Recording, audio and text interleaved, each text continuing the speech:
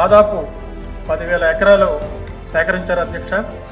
ఇందులో 2,180 అదనంగా సేకరించారని గుర్తించి వాటిని రైతులకు తిరిగి అందజేయాలని నిర్ణయించారు అధ్యక్ష.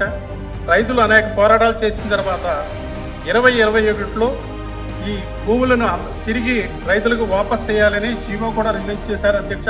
991 ఎకరానికి మాత్రమే రిజిస్ట్రేషన్ జరిగినాయి అధ్యక్ష.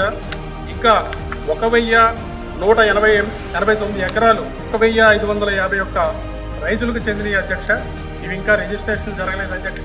క్వశ్చన్ అయితే వచ్చింది కానీ రిజిస్ట్రేషన్ లేకపోవడం వల్ల వారికి రైతు బంధు పథకం లాంటివి ఏమీ అందట్లేదు అధ్యక్ష.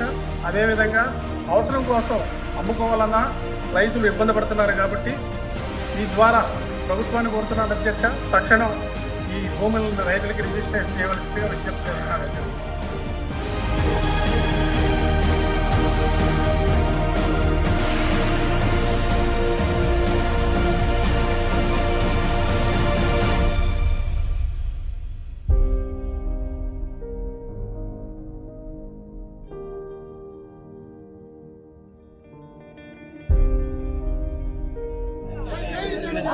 నాయకత్వం